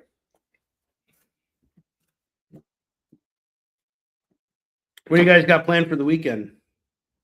I have seen Katrina's posters. Have you guys seen Katrina's posters? She's formerly opposed to my commercials. And if you guys haven't seen my commercials and how much of a fucking genius I am, I'm the best fucking commercial guy out there. I'm going to show you guys my commercials right now. Check it out.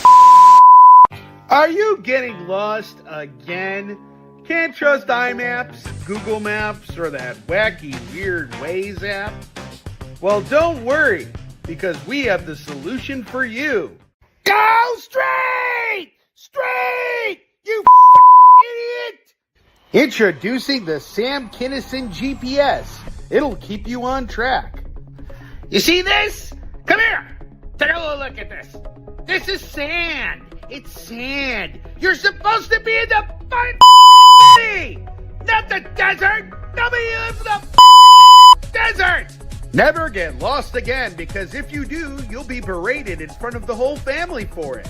Get your kid off your lap! Who puts their kid on their lap while they're driving?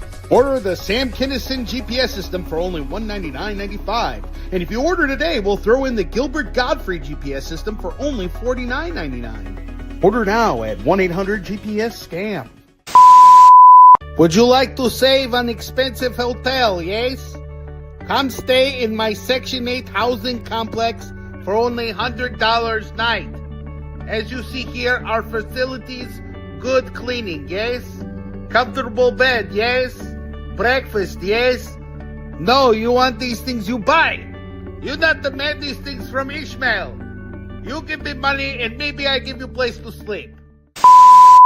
Are you running a business that's only making $3 million a year? If so, you suck and you should quit your business and get a job at McDonald's because $3 million sucks. You know what doesn't suck? $10 million. It still sucks though, and that's where I come in. My name is Blaine Swindle. I convinced a bunch of rich people to hire me because they had nothing better to do with their money.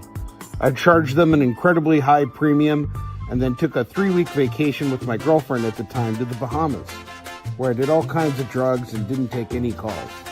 When I finally decided to resurface, the company had grown, thanks only to my great and brilliant ideas. And that's where I made my exit. If you want me to help you grow your business, go to my website, make an appointment, and I'll pencil you in with my eraser. Just go to www.kissmyass.com for more details.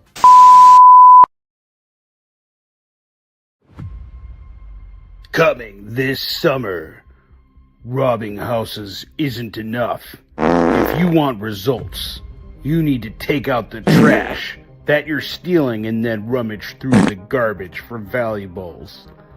Joaquin Phoenix's Death Burglar, based on a true story. Are you looking to get filthy rich off your comic book collection? Good. Buy this book right here.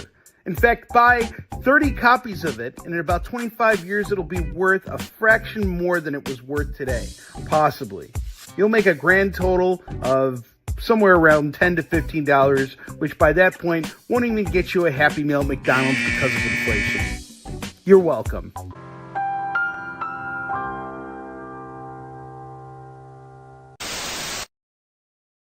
You guys like that? There you go. I cleared off the board while you guys were watching that and being entertained. All right.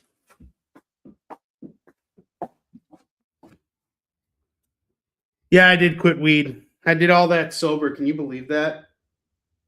Like, there was not a single ounce of weed smoked in order to, not an ounce, like not even a puff of weed was smoked in order to make those videos.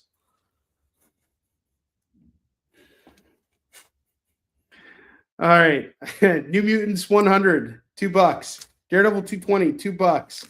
Evangeline Glory, acetate cover, $2. Last 3 remaining FOMO bucks, going for $2. Discounted. Let's get it out of here. All right.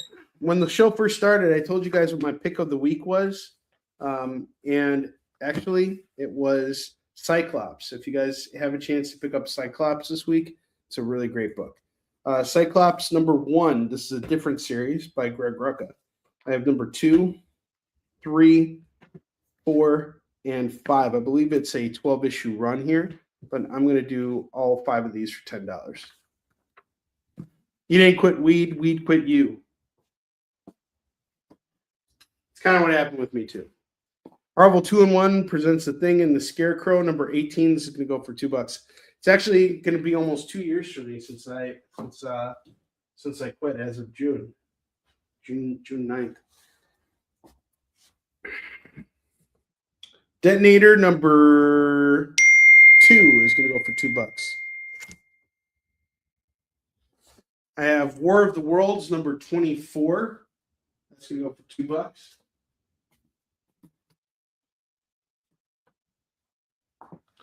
Thor number 25. We got a Better Ray Bill and Joe Fixit variant going for $2. Beautiful Stories for Ugly Children, volume 14. Number 23. And number 27, going for $6. I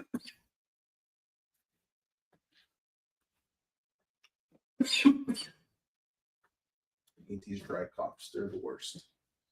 Korg 70,000 BC, number 6 is going to go for $2. Superior Avengers number 3 is $2. The Nam number 10 is $2. Vampirella number 2. This is Dead Flowers number 2 and number 3. It's gonna go for $4 for those.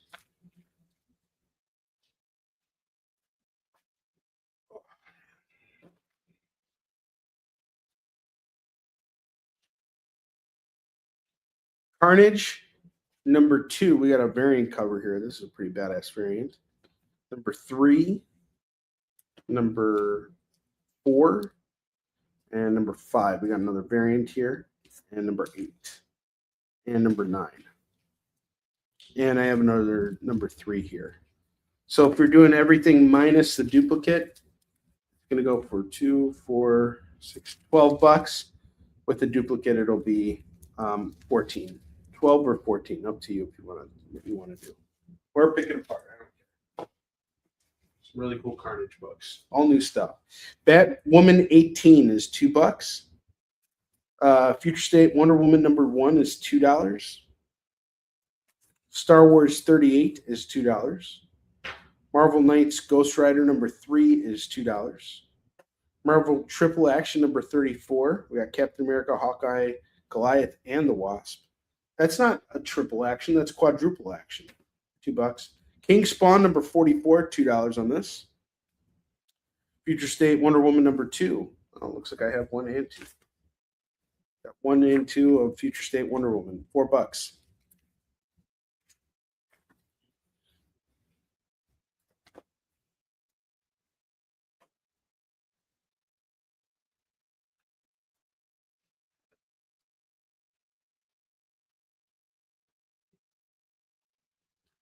Civil War number 7 is going to go for $2. Final issue of Marvel's first Civil War. I have X-Men Fantastic Four number 1, number 2, and a variant of number 3. That's going to go for $6.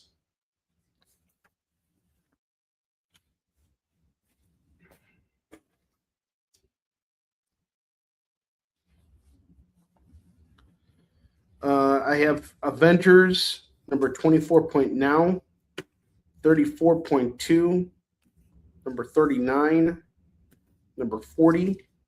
That's going to go for $8 for these Avengers books.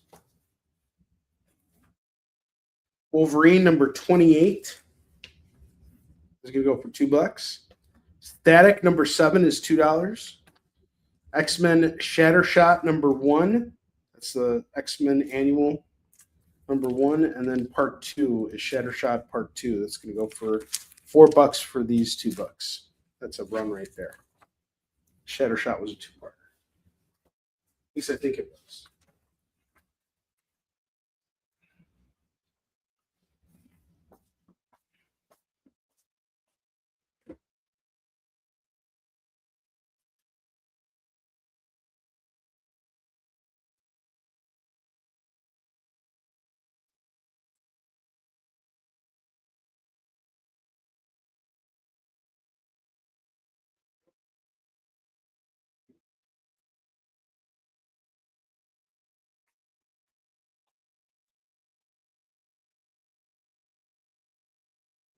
Yeah, Wonder Woman Future State number 1 and 2.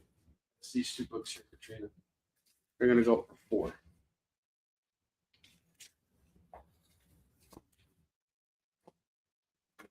Lorena, I got your favorite series here. I have Hellblazer. Hellblazer 57 is going to go for $2. Daredevil number 3. This is from Chip Zdarsky's run. It's going to go for $2.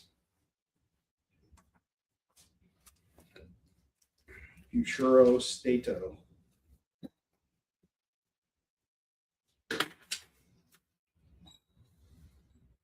Fantastic Four 2099. I have issue 1, 2, 3, missing 4, but I have 5 here. This is Fantastic Four 2099. You got that cool acetate cover on issue 1. Get this all at $8. That's a steal.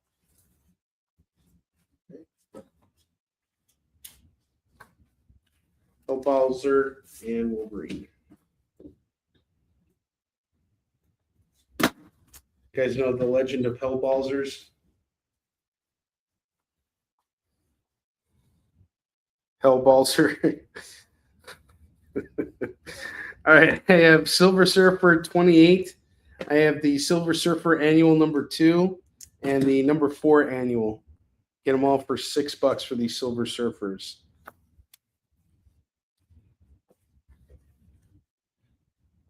Judge Dredd number 2 is going to go for $2. Eternals the Heretic number 1 is $2. Morrigan number 1 of 3 is $2. Nemesis Reloaded issue 2 is $2. Mighty Morphin Power Rangers 111 is $2. Spider-Woman Omega number 1 is $2. Tales of Asgard number 1 is $2. Planet of the Symbiotes number 2 is $2. Salmon Twitch number 23 is $2. Punisher 2099 number 1 is $2. Nyx number 1 is $2. New Mutants 97 is $2. Heroes for Hope starring the X-Men number 1 is $2. Okay, Power Rangers. Lorena.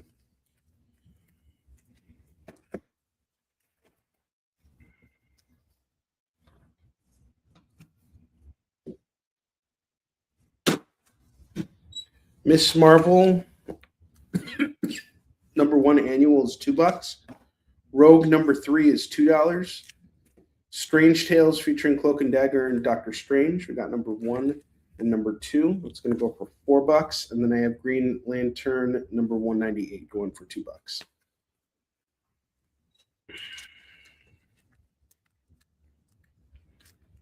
Okay.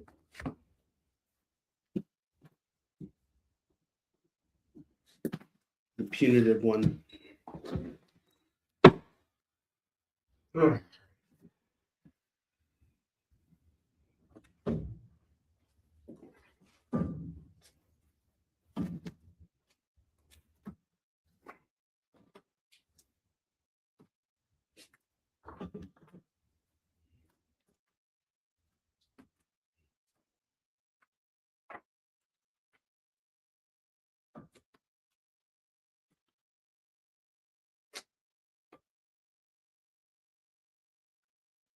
All right, Green Lantern.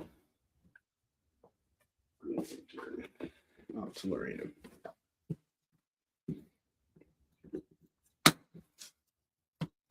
I got 3 FOMO books left. New Mutants 100, $2. Daredevil 220, $2.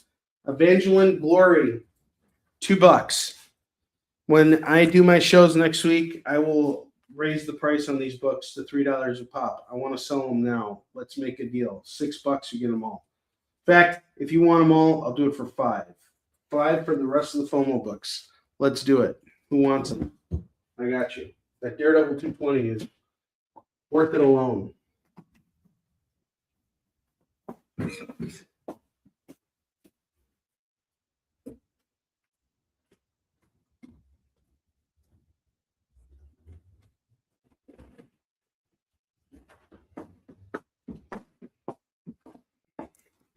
Web of Spider-Man 103 is $2. Flash number 2 and number 3 is $4. Oh shit, more Flash books. What a way to end out the show. Flash 765. 766. Someone get Heath here. Message Heath. Honor's showing off more Flash books. Stop what you're doing, Heath. Strange number 3 is going to go for $2. Iron Man 217 is $2. Harley Quinn 63, 64, 66, 68. That's going to go for $8 for all of these. I know I do have to explain myself. What's with all these Flash books all of a sudden? Flashing everybody here. Thundercats number 3, $2 from Marvel's original run. Spider-Man Wolverine number 5 is $2. X-Men 306 is $2.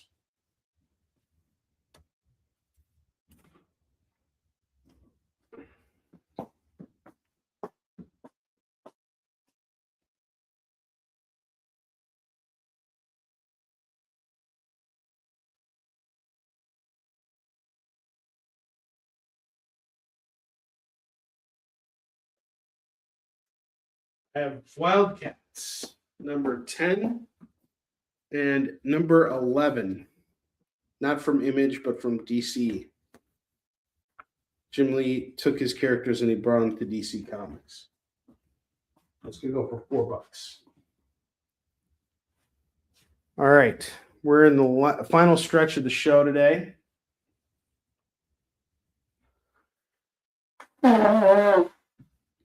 We're off to kind of a slow start, but we picked up towards the end here. I'm going to go over all the bottom row stuff one more time right now. I'm probably going to bring the prices down on some of these books because I just need them out of here so I can make room for more stuff. So let's get the show on here.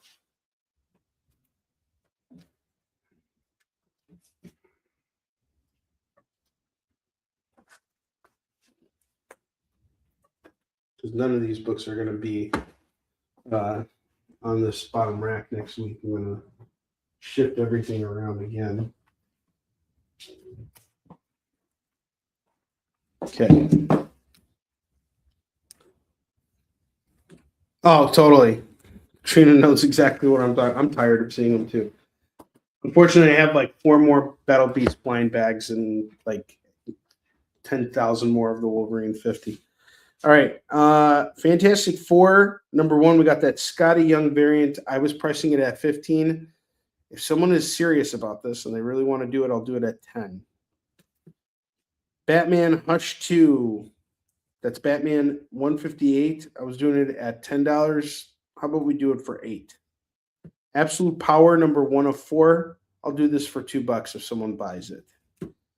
Absolute Batman number 15, the first appearance of Absolute Joker. I'll do this for $10. I'll lower the price from 15 down to 10. Batman Deadpool number 1. I will lower the price of this from 15 down to 10. This is the Jim Lee variant with Batman and Wolverine. A New Avengers Illuminati. This is going to go for $2. Yeah, his covers are really badass. Okay, so Jim's taking the Scotty Young. Excelente.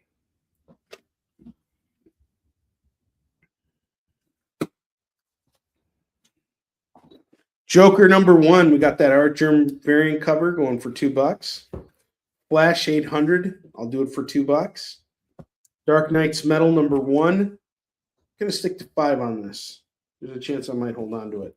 Wolverine number 50, I'll do it for $2 on this now if we can move it. Spider-Man 2099, we got that Peter David signature on it. I brought the price down to 15. I think that's a really good price on that.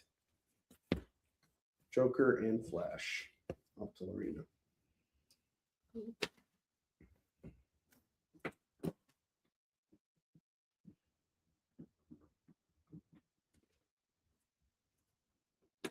Wolverine, finally. Phil's taking that Wolverine.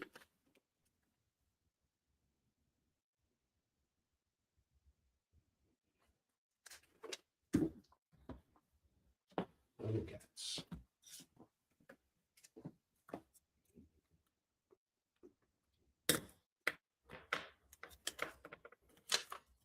Ha!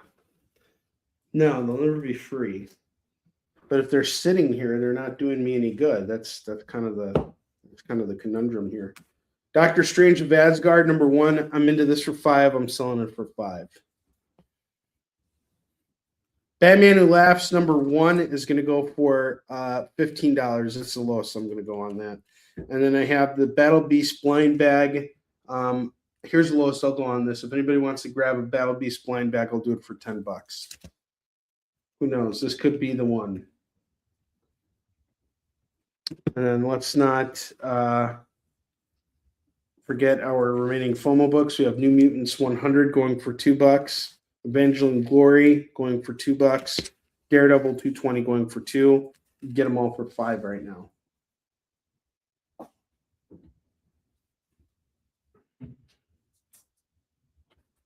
Give you guys a second here.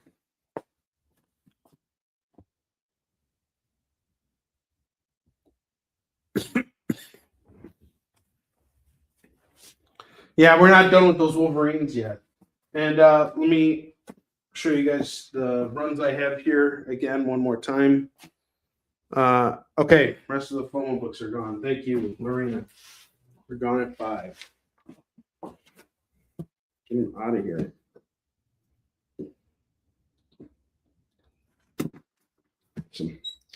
X-Men Alpha Flight number 1 and number 2 is going to go for $3 right now. That's a steal. Amazing Spider-Man annuals. We have the 26 annual, the number 12 Spectacular annual, the Web of 8 annual, and New Warriors 2 annual. Making up the Hero Killers run. Grab all these for $6. Yes, I have another one I can do for you right now.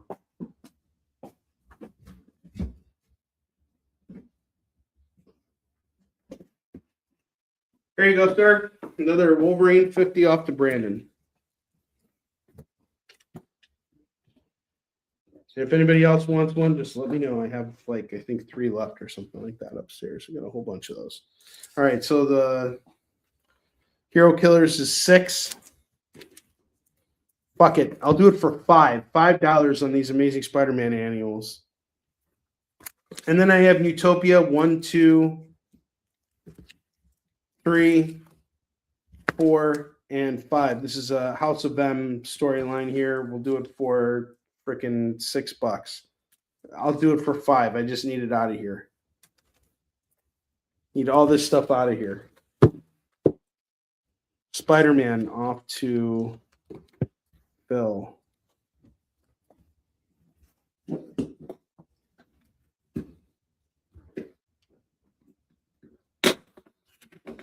Phil gets a Spider-Man at 5.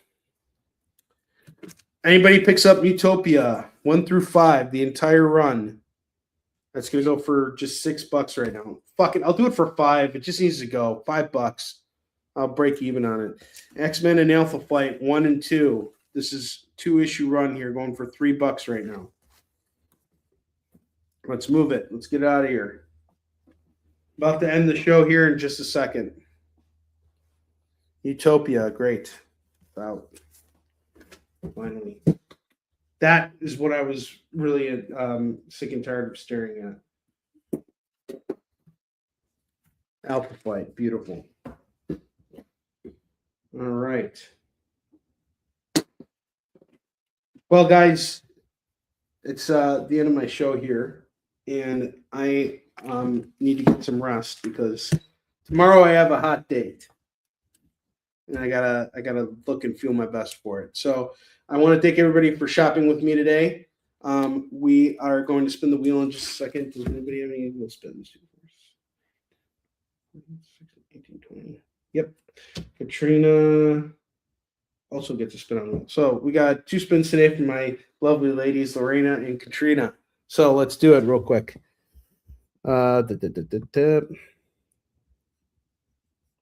It's time to spin the wheel of Skidball.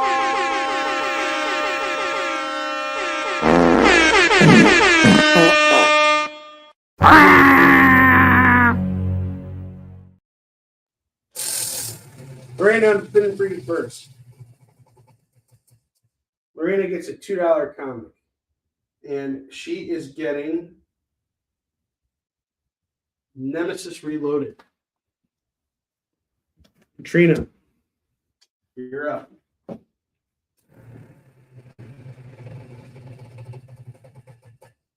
Katrina gets a free Marvel book. She is going to get Planet of the Symbiotes #2. There you go.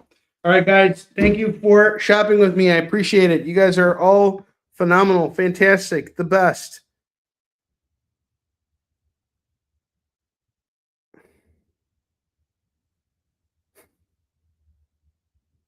You guys are great. Thank you very much. I appreciate everybody being here this afternoon.